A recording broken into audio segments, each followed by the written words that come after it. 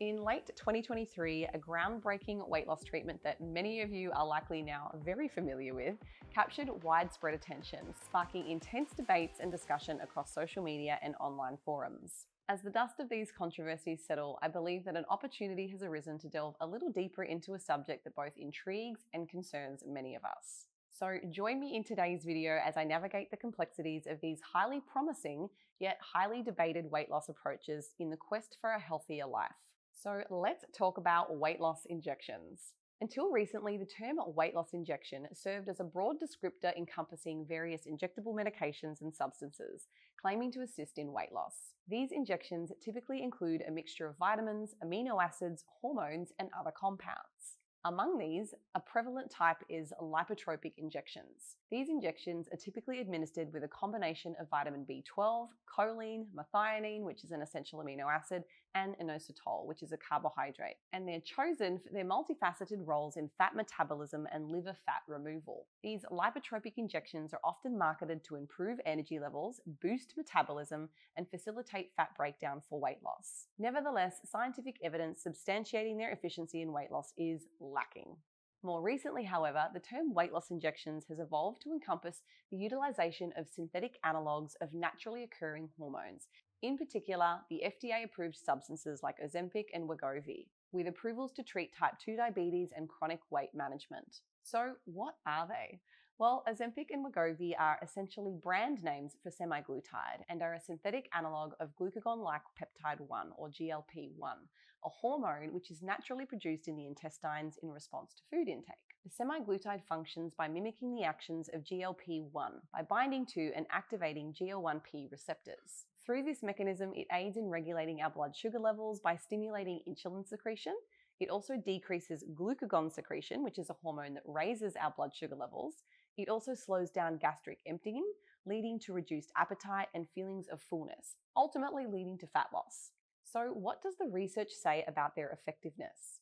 A 2021 study by Davies and colleagues found that an injection of 2.4 milligrams of semaglutide once per week led to a superior and meaningful decrease in body weight compared to the placebo in type 2 diabetics and adults who are overweight and obese. Another 2021 study by Rubino and colleagues found that continued use of Ozempic injections over a 48-week period led to continued weight loss of around 7.9% body weight, compared with participants who switched to a placebo injection. Lastly, a study conducted in 2022 found that a weekly injection of 2.4 milligrams, when combined with lifestyle intervention, resulted in a notable mean change of BMI of around 16.1% from baseline to week 68, compared to a mere 0.6% change in the lifestyle-only intervention group.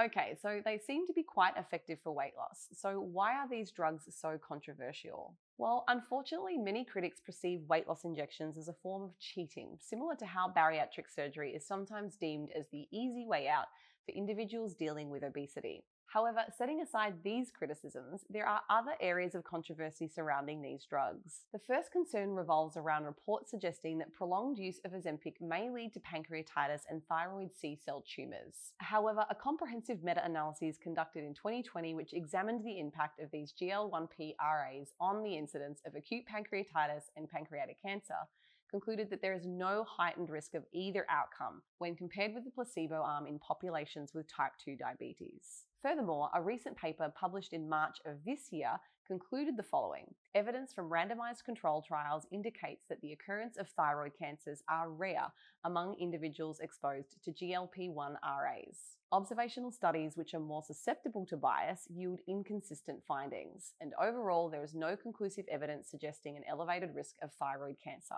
The second area relates to safety concerns with an increasing number of counterfeit and compounded medications being manufactured and sold to a number of med spas and weight loss clinics. And these are not controlled or subject to the scrutiny of FDA, which can pose serious risks to individuals who use them. As the interest and popularity of these medications increase, the Danish pharmaceutical company Novo Nordisk has encountered a number of production challenges, leading to limited supplies and shortages. Now, despite investing billions to reduce production, growing demand has created a ripe environment for a rapid increase in counterfeit versions of this medication.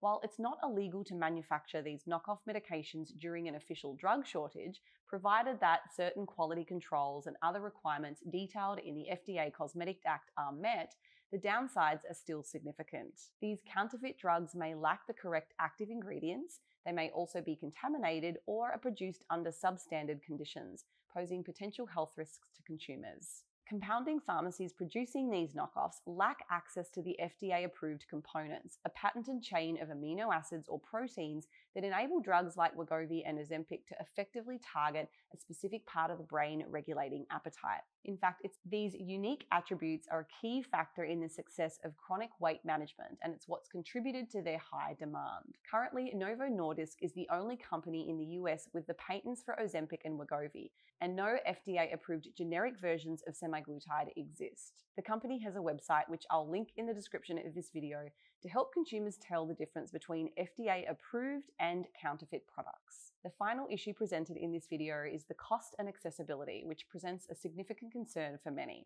Ozempic and other GLP-1 RAs are costly medications, sparking ongoing debates regarding their affordability and availability. In the United States, monthly costs can skyrocket to a staggering $1,000 to $1,500.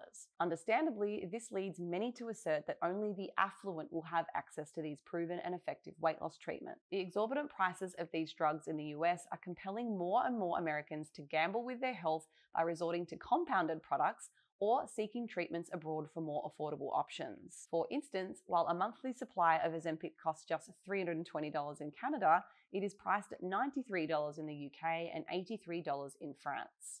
So before wrapping up, I'd like to summarize today's video with a few key bullet points. Weight loss injections have become a highly debated topic, with drugs like Ozempic gaining a widespread attention for their effectiveness in chronic weight management. Controversies surrounding these medications include concerns for their safety, particularly regarding reports of pancreatitis and thyroid C-cell tumors. However, recent research suggests that the risk of these adverse effects are minimal.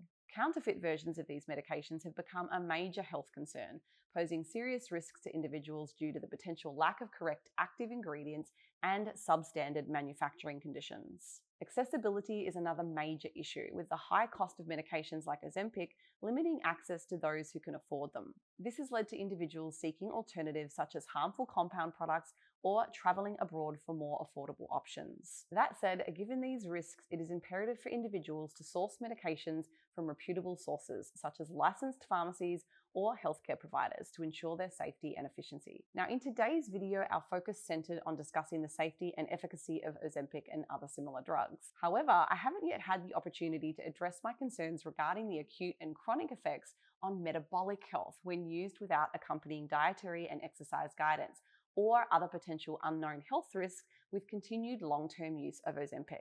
To maintain brevity and clarity, I'll be recording a follow-up video dedicated to exploring these concerns in depth, alongside some practical strategies that you can implement to maintain optimal metabolic health and sustained weight loss without relying on these medications. So make sure you subscribe to my channel to stay informed and catch up on that forthcoming video.